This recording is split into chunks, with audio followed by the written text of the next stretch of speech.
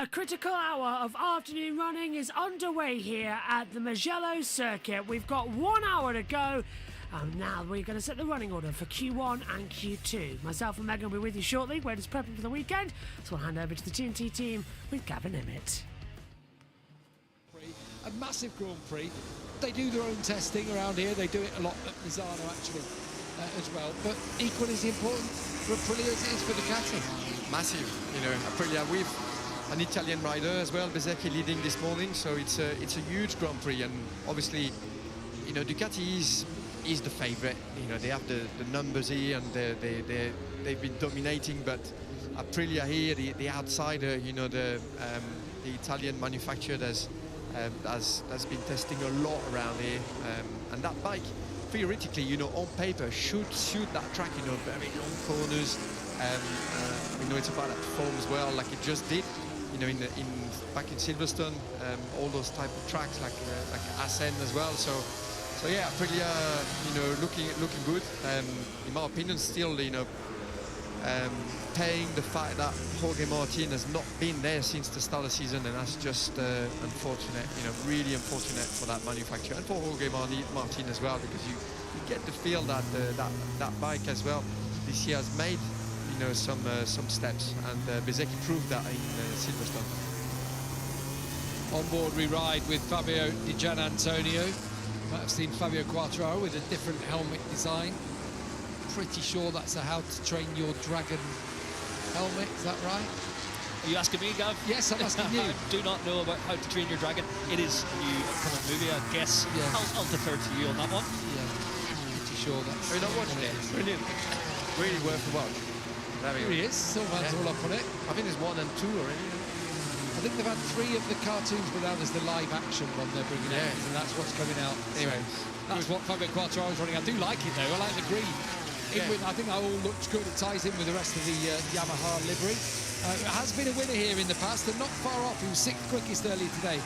Quartararo is the Nea Bastianini, who was 2nd last year, if you remember. That battle that he had, great battle with, first of all with Marc Marquez, had the power coming out the final corner, then with Jorge Martin right at the last to take 2nd place from him. There's pit barrier with Hervé Poncharal. A few discussions going on down there in pit lane.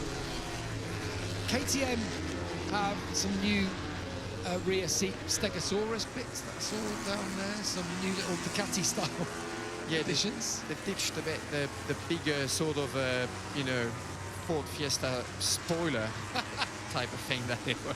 I mean, it did look a bit like, you know, like a boat racer's spoiler. I think that looks a lot better, in my opinion.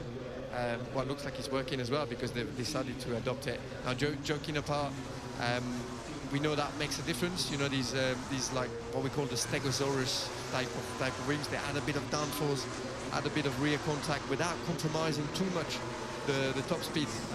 We know that the KTM here is extremely fast. It's one of the really strong points of that bike. The outright power that they can use around this track. And yeah, they've done for a bit of a different package, different seat unit as well. We've seen this huge, you know, rear sort of salad box in the back at the start of the season that eventually the riders ended up losing, but as in like they stopped using it. But now they've got a bit of a revised one that is something in between. So KTM working well so far this morning. Here we go then on this long front straight, 1.1 kilometres, just over 0.7 of a mile, a long run out of a fast final corner, 3rd gear through Bacine, down towards San Donato. You get up to, well, so far in this session we're talking 220 miles an hour, and then you're braking down that first corner down to about 45, 50 miles an hour, that kind of thing. It is a huge braking zone down towards turn 1. Then you start climbing up one side of the valley, up through Materassi Borgo San Lorenzo, up and over the top. Oh, Jack Miller's, that turn 1, San Donato, looks like it. Could be. It's a prime spot to outbrake yourself. I mean, you get there so fast, and you also get there with a slight. You're still leaning the bike a little bit, so very easy to overcook it a little bit. He's in the slipstream as well there, and that does not help to stop. I mean, in MotoGP, you've got that effect. Ooh, this is going to be very close. Oh, that is so close. And I think this is typically what happens when you're in a slipstream. You lose obviously the effect that the wind is, you know, is stopping you in the braking zone, and when you're right behind somebody, you find yourself being sucked into that rear wheel, and there's nothing you can do. The front tire is screaming for its life, it's squashing, it's locking, and you got nowhere to go. So we've seen that in the past quite a few times. We've seen some accidents as well in, you know, Phillip Island, for example. It happens a lot there, and at high speed like this, where you've got corners with massive decelerations, you can see that was a close one. So they're in the clean air bit behind, the reduced resistance there, the wings not having the effect, downforce, all those kinds of things, and just he did well to avoid. I wonder if from that long shot there, it might have looked closer than it was. Doesn't matter, it was still scary, wasn't it? He would have been on board there, and yeah, that would have raised the heart rate. Yeah, that Absolutely. was very, very close. This is the drop down towards turn one. One thing with the wings, though, is they're a lot more planted over the little jump, as we used to call it, where wheels were leaving the ground, weren't they, at one point? Yeah, they still do a little bit, but now it's sort of much more controlled. So the bikes are, as you go over that crest, they're a little bit more planted. You can stay pinned as well. I mean, there was a time where you had to roll off a little bit or use the rear brake to really settle the bike. So with the wings, that helps in that respect. You know, the bikes become more planted, a little bit more heavy, but a little bit more stable as well. Riding on board here with Maverick Vinales. In front we've got Aldeguer, and in front again looks like Marc Marquez, who's about to drag us up through Arrabbiata 2. Blind crest over here, just look at what you can see. Where's the track going? You can't see it. You get over the top and then suddenly you're down into Scarperia. On board now with Marquez. Down to Correntaio, big Ducati grandstand on the outside. Pecco Bagnaia has just improved in third place. Maverick closing in on Aldeguer in front of him. Meanwhile, there's Bastianini with Bezzecchi for company. Bastianini pulls to one side.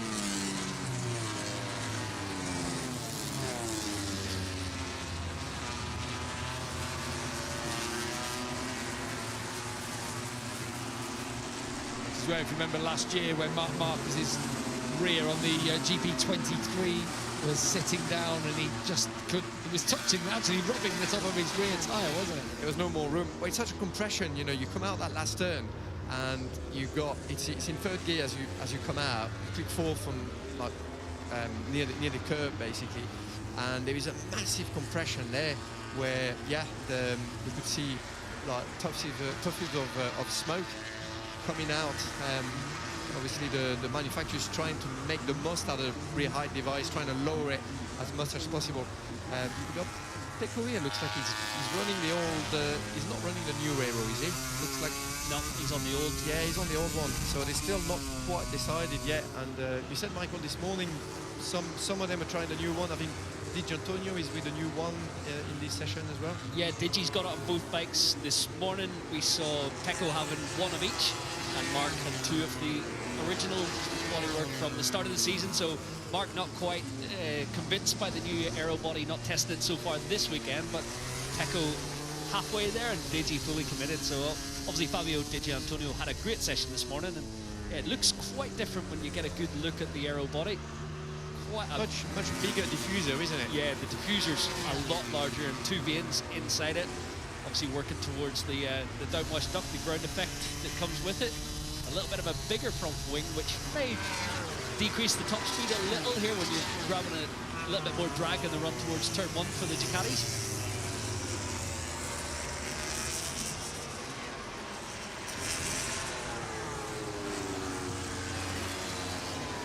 Pedro Costa, 1:45.729 from Pedro, so a really solid lap time to start the afternoon. That's race pace record, race lap record around there. KTM's going well with Acosta and Vinales. They're both as well using the soft rear, so they're trying to do some mileage on that soft rear to see how the tire degradation is. It's perfect condition. We should get some similar condition over the weekend as well. Yeah, they're trying to trying to test that tyre, give some data to the team, you know, about tyre pressures, tyre temperatures, and so on. They have to control that even for the sprint tomorrow. Short race, but they still have to get everything under control to get the most out of the tyres. On board with Fabio Quartararo on the Yamaha. 46.1 on the medium rear tyre, quite impressive. There's been a mix of tyres being used. We've seen the softer option front. We've got the harder option front in there for Mir and Nakagami, who's in for Marini this weekend in factory colours. We've got the soft rear in for the likes of Binder, Costa, and as you said before, trying to get some mileage on it, and then lots of people with the medium rear in. So a real mix across the board of tyres available to them. Yeah, big mix. And this morning there was a... And that's up. That's Quartararo in a big one there. Myself and Megan are in the commentary box. He Megan, does not look comfortable. that's a big one. We were just talking planning the weekend, and Fabio Quartararo has had a huge accident. I wouldn't be surprised. I'm worried he's broken his arm. The way he's gone off, that looks like he's down at turn 4. He's up and Oh walking yeah, away. he's holding his arm. Yeah, I wonder if it's collarbone, shoulder or something, like Yeah. he's dislocated it. This should be a red flag. I don't know why they're playing havoc with it. If we know there's an incident out there, it should be a red flag. Me and Megan were literally just setting up for the weekend, and Yeah. me telling her, he's up. That's the great thing. He's walking, Oh yeah, that but arm he's holding is, his arm a little bit. And That arm ain't Marshall, do not push his arm if he's done it in. It's the other one. As a doctor as well, he wants to clearly see if he's okay. Let's take a look at how far he went in. So he's in green this weekend for Fabio Quartararo with the How to Train Your Dragon. He turns in to turn 4 at Luca. Oh. And yeah, straight off. And he barrel rolled as well, Megan. Yeah, and while he was barrel rolled, his arm was like this in front of him. So he's fallen off his arm and he's barrel rolled and he's tweaked his arm. Oh, and then he rolled over on it as well. And immediately you can see he's holding his arm and his shoulder. So I would not be surprised if El Diablo... I think he's dislocated it. Yeah, has dislocated his shoulder. The Or way he pulled comes ligament. up, you're right, with how he's fallen off, it just sort of straight down. And he immediately points to it just like this, right here. This is the problem. And they're pressing on it, trying to see like whether it's doing okay. And it's kind of hanging slightly limp to his side. He doesn't seem to be in breaking bone type of pain, but he does seem to be in the pain of either a dislocated shoulder or ligament. I'm Concussion, thinking ligament. yeah, left shoulder, but concussion as well. Yeah. The way he's sort of dazed when he was walking back around. Yeah. Well, he seems to be okay, and he's out pushing the bike back, and he's holding his... I think he's he's holding still it. in pain with that shoulder, isn't he? He's holding on to things. He's doing it normal. The adrenaline will be running through at the moment, not the Yeah. full-on... It's either a ligament or a dislocation, because with a broken bone, he would not be feeling like that. Now, I know personally with ligaments, because of what I did with my ankle, with my ankle ligament, that you can kind of do stuff on it, it's just you're in immense pain whilst you're doing it. Though with a foot, it's kind of different. Because, for example, whenever I put any weight on it, I literally fell to the floor. Yeah. Because there was nothing really to support me. Though, Well, he's still waving it back, but he's not moving that. it's looking right, dislocated. the left arm, he's not moving, is he? Yeah. He's moving his right, all that lot. It's just kind of letting it, like, But swing. his left, it's sort of just like, it's static still. It reminds me of my ligament, so it's either Yeah. a ligament or dislocation. Well, me and Megan weren't here because we were going through what she's doing this weekend with her schedule and what she's commentating on. We'll hand back in a second to the World Feed as we take a look at this again. Nice, though, to see you, Sean, that you're still here. Let's take a look. Yeah, it's on entry, and it just goes bang, straight away down.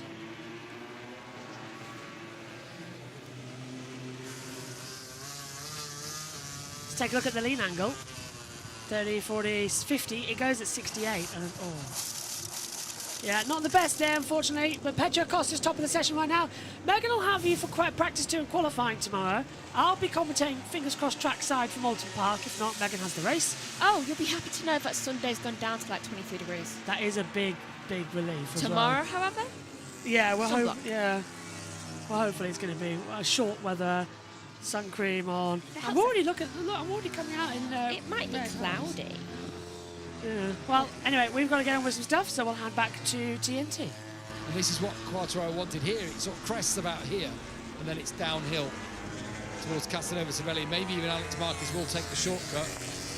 And there we are, right on cue, and that's what Quartararo was hoping to be able to roll down through. And all that bit is down. It's actually a lot downhill.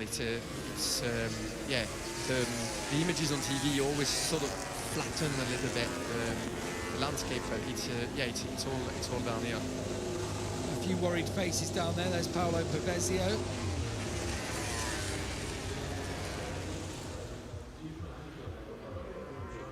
Just made the announcement, of course, for Toprak Razgatlioglu, who is going to be joining MotoGP next year. But that'll be at the back of his mind at the moment, because his lead man, the man that Yamaha have put all their faith into, and a lot of resources, unfortunately, let's hope that he's okay. Now you can see on the right-hand side the new Aero package. Look at the front, the sort of step in the top wings. The second row of wings is that bit smaller, and the bottom, the wider part, just opens up really wide, doesn't it? Trying to get a bit of ground effect. You've got the downwash in there, just that bit wider. Here we go. Dr. Charte's down there still. It's never a good sign when you hold your arm like that. No, yeah. Yeah, like Michael said, it was just a really awkward way of entering the gravel, and maybe he couldn't get his arm from underneath him. So yeah, let's hope there's nothing too serious there, and that he can recover quickly. Max Bartolini at the back there with the beard. There's Dr. Charte just heading in from the Chief Medical Officer, of course. When you got that kind of injury or that kind of pain, taking the suit off, you always think, you gotta take the suit off. You got to do it quick as well while everything is still warm. It's a lot less painful, but not a nice thing to do. Marco Bezzecchi, 14 laps on his rear tyre. Looks like he's about to fall down pit lane. Not many riders currently out on track as things stand. Aldeguer and Nakagami have just gone out there. As Max Bartolini smiles on one side of Yamaha. It's tough going. We're going to see it again from on board.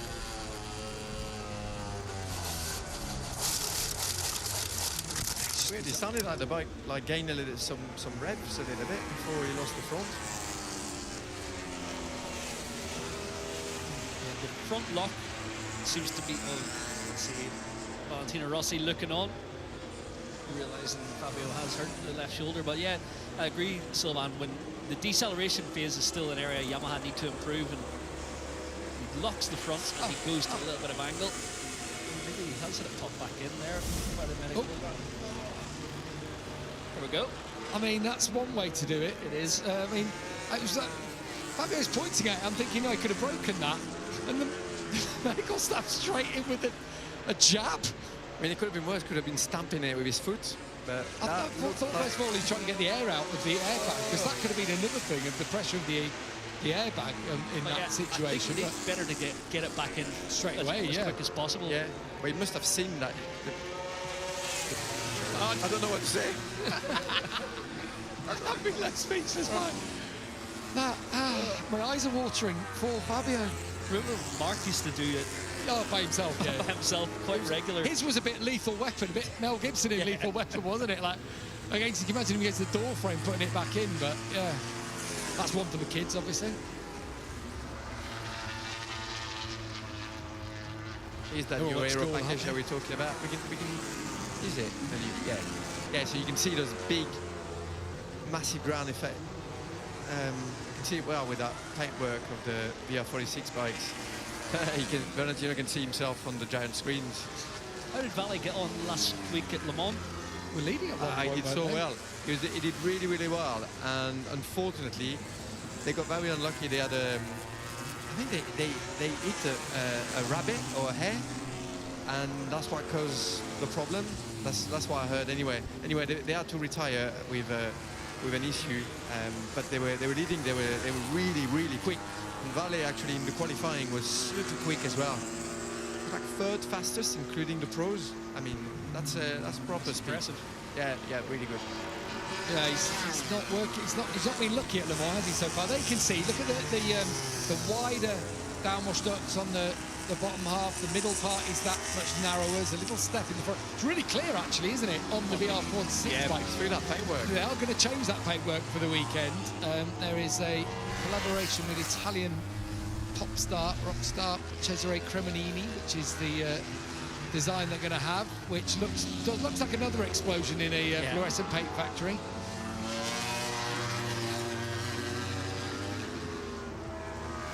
As if that one wasn't bad enough. I'm not a massive fan of it, let's be honest. Got to be honest about these things. Sure, they don't mind. But yeah, Cesare's a big friend actually of Valentino's and the team. They've hung out together, and I think he's a big star here, and he's performing in Bologna on race day, or on the Saturday night over. So it was a bit like, oh, you're over there, we're over here. Let's just do a little bit of a collaboration. That's what it's about.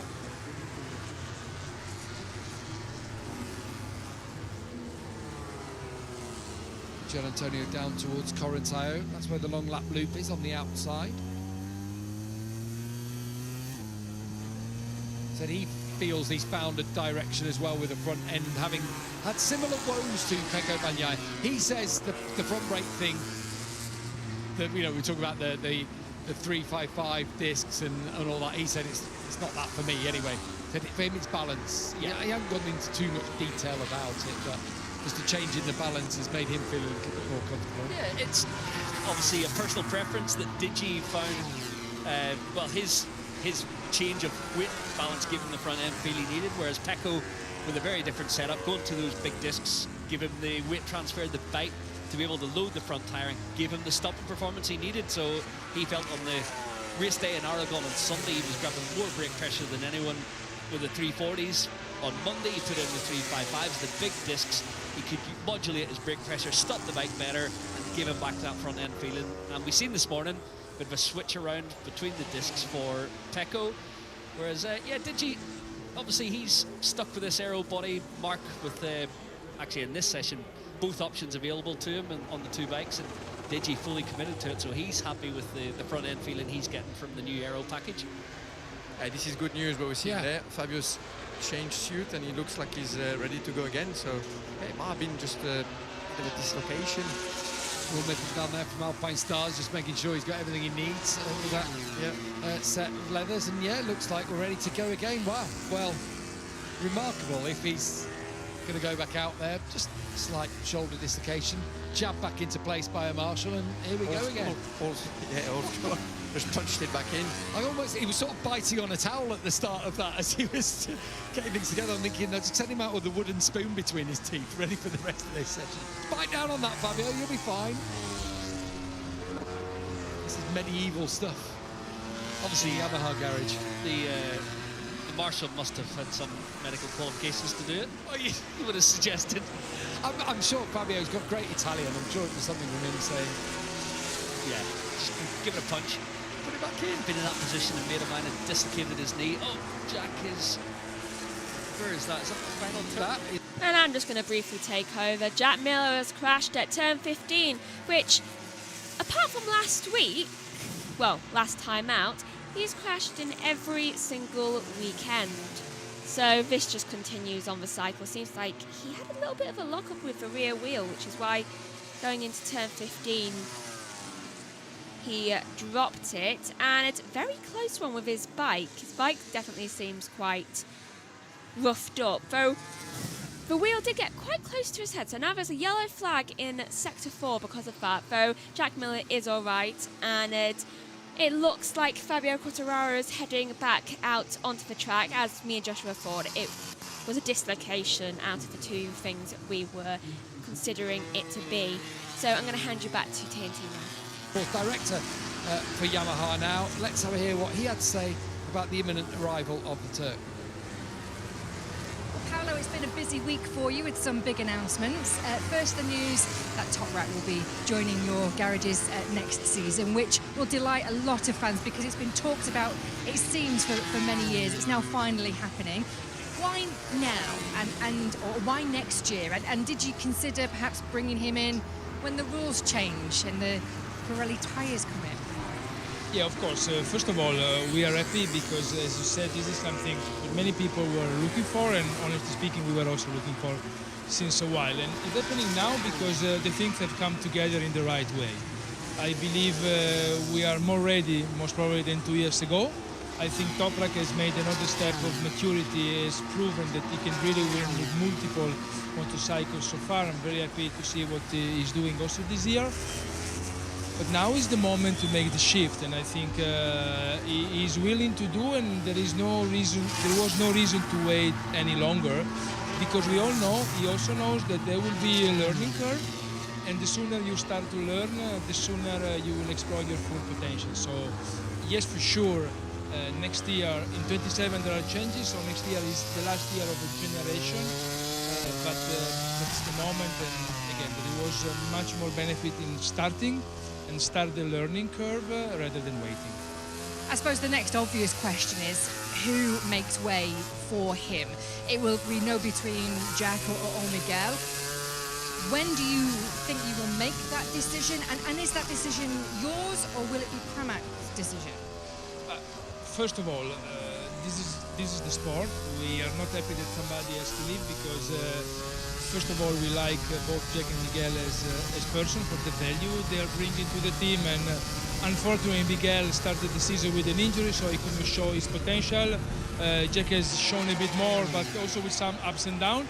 However, we want to give to ourselves and to them a bit more of time and make a decision anyhow normally before the summer break, because this is correct, I think, to properly prepare the season after, also eventually for the one who will not be choosing.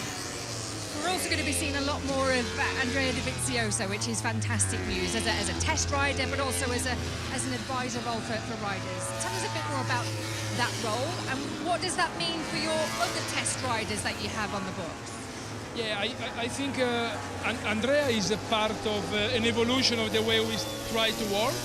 And he's always been a special rider in terms of attention to details and interest for engineering and technical stuff. So we found maybe we wait a second. We found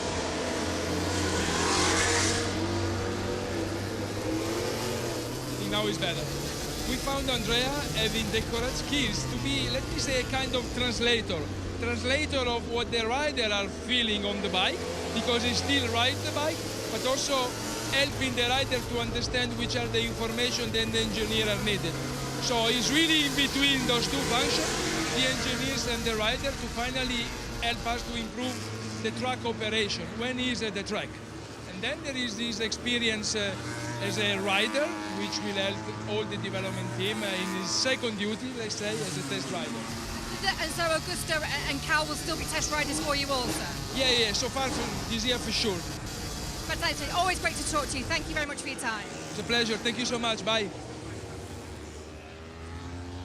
So thanks to Nat and Paolo Pavesi. That was just as the session got started, so before everything happened with Fabio Quartararo. But Fabio's first lap out, not too shabby, I have to say, a 46.4 from the Frenchman. Bear in mind, it looks like he's just had a dislocated shoulder put back in quite crudely by one of the stewards. While we down talking about Yamaha, talking about Toprak, Mark Marquez himself saying they're good pals, they call each other every now and then, they get on, big fans, he's a big fan of Toprak. And I think one thing that Mark said yesterday was it's great for the sport, and I think it is, isn't it? A new horizon, a new nationality in MotoGP, and someone who comes with a brilliant background and someone who's great for the crowds.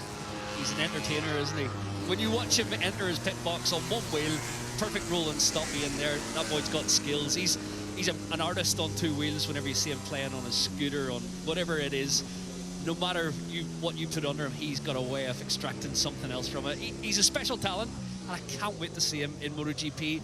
He will have a tough 2026, I do believe, on Michelin's coming into this paddock, learning the tracks. I hope he surprises me, but I don't think it's going to be an easy transition immediately. But then you get the big shift. You get Pirelli tyres, you get the 850s, you get a V4 Yamaha. He could be on a V4 next season in Pramac livery.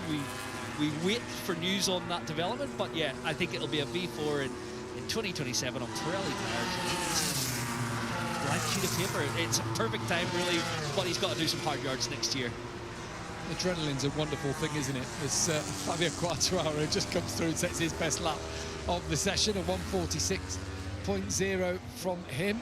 Everyone down there, Angel Charte, who's the doctor down there, thinking, on earth. Yeah, on the hard front as well. Yeah. So he's just gone out on the hardest available front tyre, having lost the front in really fast corner. And yeah, obviously the confidence is still there. It's really nice to see that he's not, suffering too much from that crash, because that did not look good. The first images did not look good at all. So yeah, that's a great sign for Fabio. One of the riders making that hard front work as well. That extra stability. If you can do with that little bit less edge grip, but have that stability, especially in those very hot conditions, that would make a big difference for the race. So yeah, for Fabio, straight back in and straight with the good pace as well. It was a new soft free as well for Fabio. Oh, that was close for Acosta there, just taking that little bit too much curve. If you get too greedy in that corner, we've seen it in Moto3 with Pini having a massive crash there. You got to be careful on change of direction there. Let's have a look. You can see no wings on the top of his seat for Pedro Acosta there. Was that rear spoiler one of the problems with grip against in corners? Was that rear spoiler creating too much on the rear, perhaps, and creating that spin in a way? Yeah, too much drag. I mean, you can. Obviously, the extra downforce will help in the braking zone, but then you create that drag. You also, I mean, to make it short, the more aero you put on the bike, the more the bike feels heavy. And we have seen that since the start of the season, where the bikes, the KTM, sometimes, like in Silverstone, for example, with the really fast corners and change of direction, the bike just look really heavy, look physical. It wouldn't work around here then? Well, with the less aero around here, it might make the bike a little bit more nimble, and yeah, it's all a fine balance, in within. Trying to get the best out of the bike, get that stability, get that rear contact in the braking zone, but without compromising the handling and without making the bike too physical. If you look at, well, the image is gone now, but if you look at the front disc and the front end of that Ducati, it's a busy place, isn't it? I was chatting down in pit lane earlier today with Mark Lloyd down there, and he said, almost can't wait for ride height devices to go, a lot less aero, because it's just hard to work on the bikes. It just creates so much more for the crew to do. I was watching them change, so they're having to change the brake disc from the one rim to another to the heat dissipating rim for Pecco Bagnaia, but then you had the shroud that you had a little frame that you had for the shroud on the disc, and it was just one thing after another, and then you got the wing, and then it was like, oh my god, it used to be so much easier. And the stress on the grid when you got to swap tires, if you change tires on the grid, you need ages, and it's very easy to make a small mistake as well, because there's all obviously the aero appendix, the different sizes of discs, and the discs are normally matched with the pads as well, so you can't just change one, you have to change the other, so you got to swap the calipers. Anyway, it gets very complicated for those guys. They are obviously highly trained, but yeah, a lot going on in the front end of the bikes, especially. Alex Marquez following Enea Bastianini around the racetrack. A reminder, he's only 32 points down on his brother.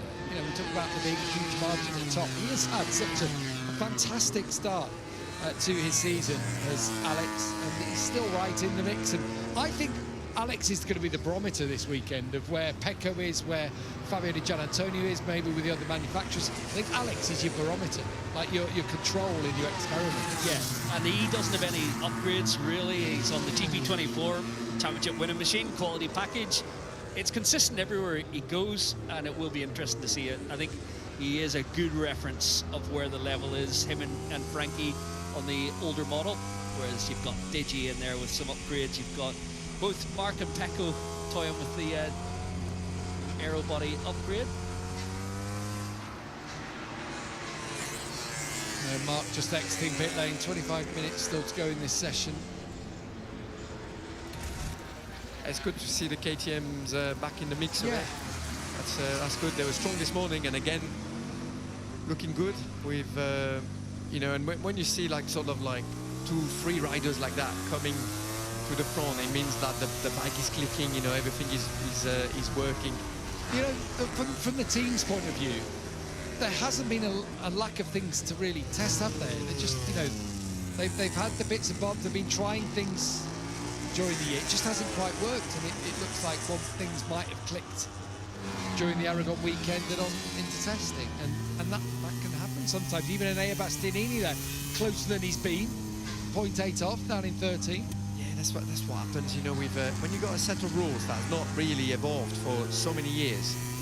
The bikes are, you know, they still find improvements, but it becomes harder and harder and harder to find improvements, and sometimes you sort of switch to different solutions, and you don't quite realize that it is actually not a step forward, and then you have to put it back, and then sometimes it's better for one rider. And look at Ducati this year. And that's the same story. Exactly what I was going to say with Ducati. You know, you got that 2024 package that is working everywhere, working supremely well for Alex Marquez and the other guys that are on it. And with the 25, is it Mark that's making it look better than it is? You know, it could be. It's difficult to tell. So yeah, they are struggling. You know, you got that new Aero package that they're trying to introduce. Well, clearly the riders are not 100% convinced, because they're still going back and forth. They've done the test, and they're still doing the back-to-backs and just wanting to check everything over. So it is difficult, and yeah, probably KTM during the winter maybe didn't make all the right choices, or didn't put the puzzle all back together, and it took them a bit of time to get it back together. So anyway, it's nice to see them competitive around this track today. What's Dr. Charte saying to Fabio Quartararo here now?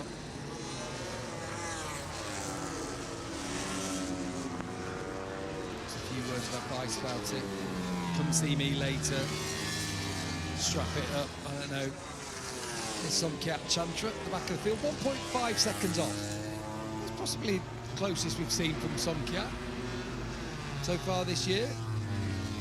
Yeah, only 3/10 adrift of test rider Takaki Nakagami. Actually, Taka was the lead Honda rider for much of the morning session, just being chased by Johan Zarco, but not quite as fast here this afternoon. But yeah, it's good to see Chandra have a little bit of confidence inspiring in terms of his session and his position. It's not easy coming into MotoGP for a rookie rider, and some cats less experienced than some. Yeah, no, he's started quite well with him in Buriram, but it's one of his favourite tracks, and obviously his home track as well. Since then, it's been super tough. I'd say Nakagami as a replacement for Marini is doing a great job so far. I mean, this morning he was like 4/10 off the fastest Honda, which was Johan Zarco, and that's impressive. You know, stepping in. Obviously, he's got loads of experience, but you know, when you don't have the race freedom and you don't do all the Grand Prix, that's it's hard to do. You know, we've seen that with Aleix Espargaro doing a few races. It's hard to just come back and have immediately be competitive with these guys, because it's so tight. You know. Is Digi going to be involved this week? And he's just gone up into second place. He's good around here. Does like this place, yeah. I remember him coming in for Grassini, braces on his teeth when we were back in the Moto3 session early days, stuck it on the podium here in his rookie season, and remember him talking to us. Just love coming to their home Grand Prix. First time attack for Joan Mir, that looks like. Yeah, he's down in 16th. I was looking at Honda and I was thinking, okay, we've seen the Honda revive, but Mir 16th currently, Zarco 19th, Nakagami 20th, Chandra 21st, so you know, not all necessarily pointing in the right direction. And then suddenly I look down and there's two red indicators next to Joan Mir's name. It looks really aggressive on the bike there. It looks very physical with the bike, and he's pushing very hard, you know, picking it up hard. Yeah, you can see the body language there. That's a qualifying, you know, type of demeanor on the bike for Joan Mir. Does have that new carbon fiber swing arm in that they did test in Aragon. Sounded like it was an improvement all round with edge grip and increased acceleration thanks to that extra grip. Good lap time from Joan Mir, 45.8. Yeah, up into 6th place. So just losing a little bit in the final sector. As a time attack, though, that's not going to be enough to No. make the top 10, I don't think. No. Manuel Beziano struggles the chin, trying to work out where they need to improve next. They've made so many steps forward this year, but still are going to be a little bit distant. A little pumping from Marc Marquez as he started to line it up. Still on the medium tyres. Behind him, Taka Nakagami goes up into 11th.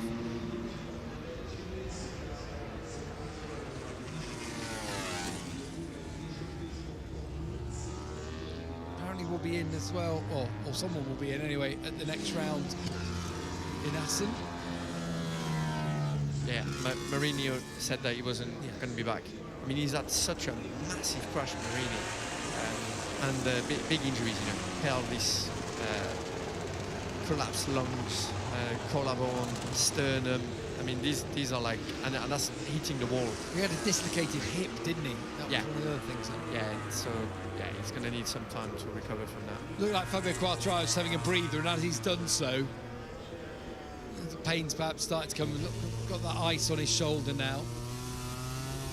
Well, if he's pulled the ligament, so you know, sort of like, yeah, done some lesions there, muscle and tendons, that is going to get worse. That normally when you get that kind of injury, when it's still sort of warmish, still feels kind of okay, but then it gets worse and worse and worse as it cools down. So hopefully not too much damage for Fabio. On board here with Marc Marquez, as you say, going with the medium tyres still. He's working on race pace all the time, and he's been doing that since the start of the season. It's one of his strengths because he's confident. He's not chucking tyres at it. You know, he's keeping the tyres for when it matters, working on his pace, and giving the best. That's the best data that you can give to your engineers. You know, with the used tyres, lap after lap after lap. These are not laps where you just hold your breath, you know, for a couple of laps. We just you do what basically you're going to do during the race, and that allows the engineers to sort of anticipate what's going to happen during the race. And that's an approach that works, but you need to be supremely confident to do that. Yeah, well, he is, and he just looks smooth, actually, doesn't he, at the moment? He looks smooth, and I'm not going to say slow, but a complete contrast to what you're used to seeing Marc Marquez, the way he's twisting a bike into shape. It looks like it's got a hinge in the middle of it. But he's worked out that to get the best out of the Ducati, you've got to let the bike do its thing. Yeah, sometimes we see the old... Well, we saw it, didn't we? Was it Aragon, wasn't it, when he was wrestling? I love it. I love to see that, but it actually doesn't work on the on the Ducati. But I love seeing it. He still took pole, despite the fact he was wrestling it into submission on that lap in Aragon. But in the end, that's not what won the race. There for... Was it Bez? Yeah. Here we go then, we're at the business end of this time practice session. You have just joined us. Fabio Quartararo's had a horrible crash, dislocated shoulder, we think, popped back in by a medic at the corner, and he's gone back out there, currently sits inside the top 10. Hopefully he's going to go back out. I'm not sure he is. There's a bit of a powwow going on. He looks a little bit dazed, doesn't he, down there. Has been out since and improved his lap time. Looks like he's in pain as This well. is the moment from earlier. We're going to see it once more. Yeah, he's got the earlier leathers on, the green touches on them. So there, his arm got caught underneath him as he hit the gravel. He would have pulled the ligaments and dislocated it a little bit. I'm not sure if we're going to see him go out again. I don't know. Did the hand signals from Charte suggested stop? That was what I read from it. No. He's going to go. Of course he is. It could be an acromio as well, just the collarbone that that comes out a little bit of its socket. He can still ride with that, but yeah, he's going to get painful and well, they're going to have to strap that in. But we'll know more. We're just speculating here, but yeah, he's got some kind of injury. Oh, Johan, yeah, light it up. That will cost him a little good lap. Don't want a high side there. No. Wow. Very fast through Bacine, last corner on the circuit, goes up to 12 nonetheless, but probably more there for Zarco after that. Heart in mouth moment for the Frenchman.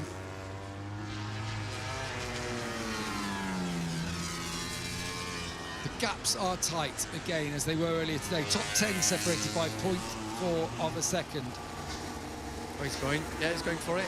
New tyres, shiny tyres. There is not much better feelings for a rider than walking out the box. Well, not when your arm is in pain, but you walk out the box, you know the bike is low in fuel. You can see those shiny soft tires, and you're gonna have a go at it. The bike is gonna feel awesome, and you know you're gonna have some fun. Unfortunately, the fun there is gonna be spoiled a bit for Fabio. Yeah, it looks like he's in a lot of discomfort now. Exactly. Rolled out of this one. Yeah, he was deep at Casanova. He was nervous looking. I'm thinking, oh my goodness, here, squeezing it. Yeah, that's as deep as you want to go before you direction change down the hill. There's a little moment, wasn't there? This was look, Vibration. there. That's the vibration that The efforts they will get. watch the rear here as he just gets on the power. Oh, push the front. Yeah, the rear lost the rear, and then that pushed the front as well. You see that vibration though that he had in corner entry before losing the rear. That's that vibration that they it seems like all the Honda riders have, and it seems like it's Johan Zarco that he's the rider that is the best at handling it. He's got some kind of way that he didn't want to talk about actually. What he does to make it better. Obviously, he's not going to give his secrets, but yeah, they've got the vibration as well. The vibration that we talk about sometime for the KTM as well. Frankie Morbidelli on a decent lap here. Could he be a dark horse riding at home this weekend?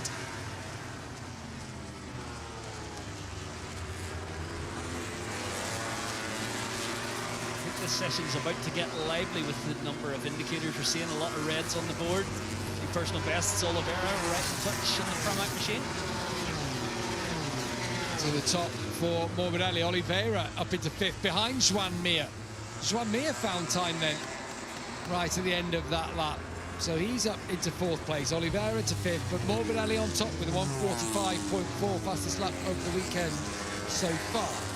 Still a long way away though from the lap record from Jorge Martin last year, 44.5. That's a full second. That's a well, almost a full second. That's a lot. So obviously these are proper time attack. I'm trying to remember. Bagnaia 45.3 top of the timesheets. It wasn't as hot as this last year, obviously. No. It was still hot, but not quite these temperatures. Yeah, you're right, Michael. We were a couple of That could be weeks the reason. earlier. Alex Marquez to the line now. He goes 2nd behind Bagnaia. Acosta into 3rd. Rins briefly into 6th. Raul Fernandez in the mix as well. It's suddenly all changed in the top 10. Gian Antonio's been pushed out. So bear in mind, he was right up there moments ago. It's Bagnaia, Alex Marquez, Pedro Acosta, Frankie Morbidelli, Marco Bezzecchi has just gone, well, he went 3rd, now he's in 5th. 6th for Raul Fernandez, 7th for Alex Rins, 8th for Joan Mir, Aldeguer 9th, Oliveira 10th. All those laps have come in the last minute. And suddenly Marc Marquez is down in 12th and out of the top 10. Bagnaia going again. We're going to get another wave of that though. We've only 11 minutes left, so that was their first soft tyre, and everybody's going to be chucking another one at it. On board with Pecco Bagnaia, winner here the last 3 years, won the sprints in the last 2 of those.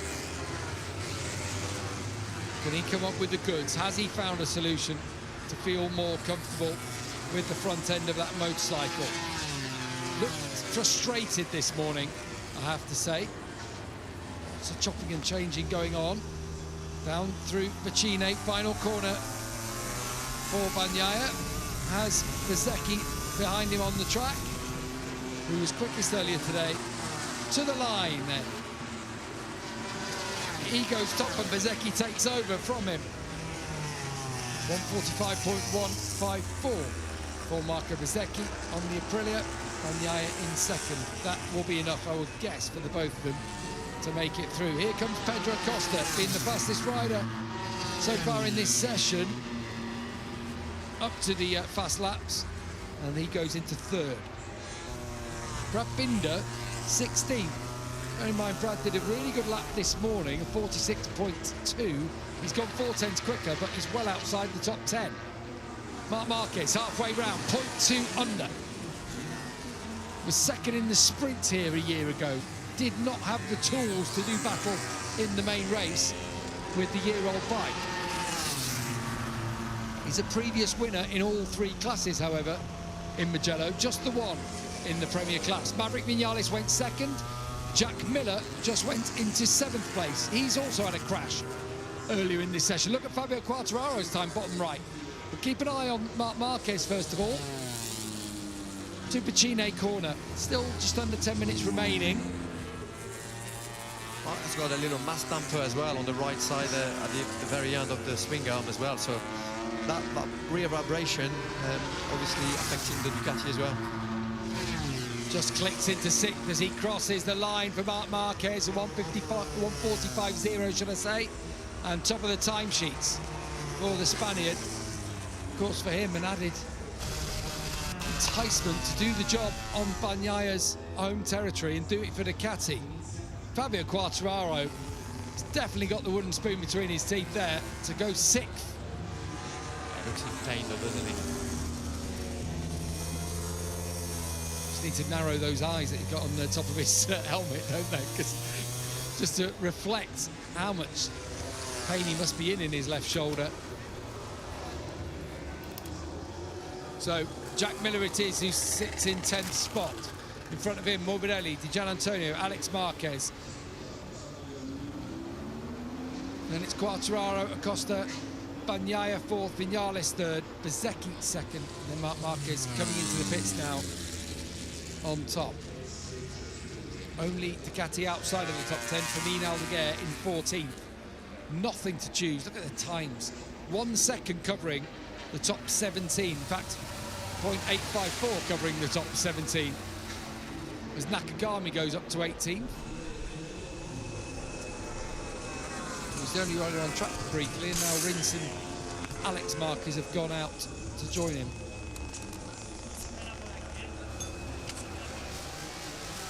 Will Quartararo go out again? I'm not surprised either way now. If he sits there, fine. If he goes out again, full credit to him. What a great effort there. 45.3, P6 so far. It is very tight though, so yeah, that's not him with a guaranteed place. But it did look a lot in pain when it is doing those laps. You know, those sort of qualifying laps with that maximum grip. You have to override the bike. So you have to be physical on the bike, and you do have to spend a lot of energy and use your physicality, you know, to try and extract the best out of the bike. So when you've got an injury like that, it becomes very, very painful and draining. You know, but almost this is the most important session of the weekend, isn't it? To get through into Q2, to give you a chance, exactly. That's why he's doing it, that's why he's gritting his teeth, and he's going again. He's got to. With a new rear. We've seen, haven't we, people who've had to go through Q1, who've had qualified further down the order. It just changed things. Marco Bezzecchi, you know, you look at him, right up there, had the pace, didn't make it through Q1 after an early crash there last time out, and suddenly it changed his whole weekend. Had pace, but doesn't matter at that moment. Alex Marquez sets off then. Probably a little bit of traffic. Oh, it should be okay, actually. Most riders exiting the pits now. Does Marc Marquez play a game of chicken here again? He's done it for the last couple of rounds where he hasn't even bothered to use the second of the soft tyres. So it's going to be an interesting one to watch from Marc's point of view. He probably doesn't need to, you know. He would need, he would need the 10 riders to improve by, you know, 3-4 tenths. So he's probably safe. Former teammates, Alex Marquez and Alex Rins, came through the system together up into Grand Prix racing, and Rins is following Marquez as both Alexes come through Pelagio. A slight rise and then a drop down towards Correntino. Marquez going out, looked like a new soft rear in the back of the bike. So with 5 minutes to go, he is feeling like I am going to go again. I'm going to prove a point. Want to end the day on top. Alex Marquez through the third split. Wow, he picked up time through there. Rins is quick as well.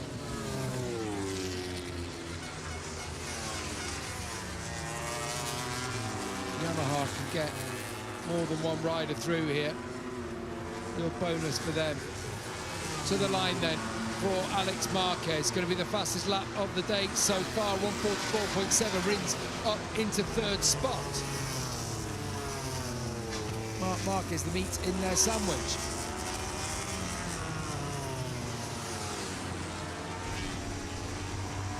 On board with Pecco Bagnaia now.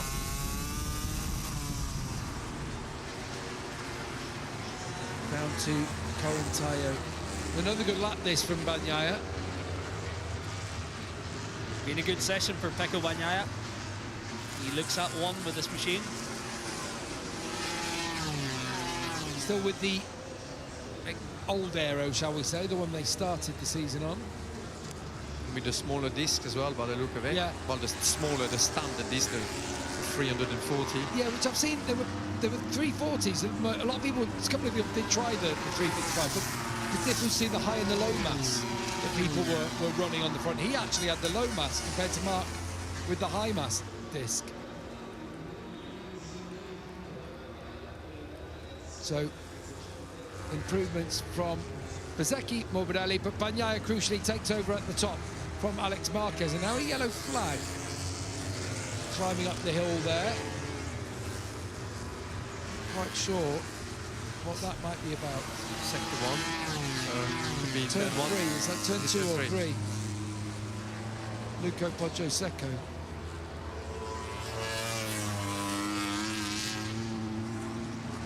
And all those corners are not much runoff, quite tight. Alex Marquez to the line now, not able to get in front. His teammate Fermin Aldeguer might be missing out here on a spot in Q2. Fabio Quartararo, well, give this man some props because he has just gone third quickest. He's going to run deep. It's turn 1, and that, I'm sure, will be the end of his session. As he rolls it back round. Full credit to Quartararo. Heroic effort from him. What an effort. His second crash of the weekend, unfortunately. It just goes about. Oh, and Songkat Chantra's down as well. Multiple riders going down the last few minutes of this session. We've basically a medic on the side of the track punching you. Chantra's down too. It was Chantra at turn yeah. 12. That was in the sector 3. I still don't know what. Oh, that's hard. I was going to say, I still don't know what happened in. Oh, and he reaches the ball as well. Yeah. Actually, just noticing as the marshals are going out, the white and red overalls are medically trained, so the one who punched Fabio's shoulder. He must have seen He knew what he it was straight doing. away, and Fabio telling him, and he actually did brilliant there to do that on the spot, because that's the best time to do it, isn't it? So yeah, but for Fabio there, that was brave, you know, going for those time attack. And like you said, Gav, it's so important this session, you know, to get through Q2 straight away, because Q1 anything can happen, and it's always very, very tight. And those yellow flags we've just had out there will have helped him.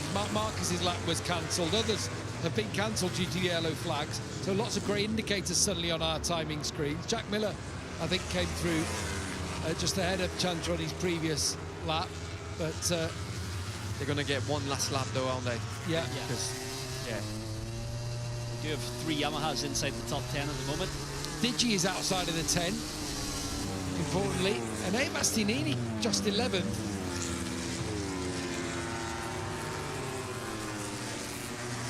Very interesting end to this session, just under a minute remaining. Didger just pulls it round without going into track limits there at the entrance to pit lane. Oh, and he's only gone 10th. He needs to find more time, or he'll be going through Q1. Maverick Viñales to the line. Where's Maverick going to go? That could be a new lap record. Oh, here we go now, through the final corner. Maverick Viñales looking very strong as he comes up towards the line. He's 2 tenths up at the moment. And it is an improvement. It's a 1:44.634. KTM are looking absolutely superb this weekend. They really are going strong. And here comes, we see now, with Marc Marquez. He's down into the 6th position at the moment. The top 10 are Viñales, Bagnaia, Alex Marquez. The checkered flag is out. Marc's going to improve up the order. Vector soft in. It looks like was a used soft tyre for Mark.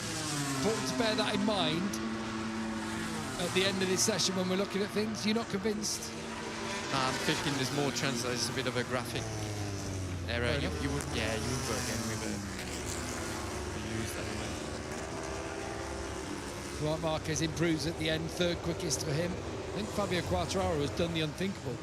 I think he has sealed his place in Q2. What about Miguel Oliveira? No, he's lost it in the third split. He's running in 11th. DG did bump about last time around.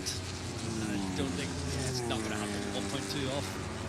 Is there anyone else who might replace Digi though? I think Joan Mir? No, he's lost it. Third split. Those yellow flags have cost people, haven't they? Right in the meat of their tyre.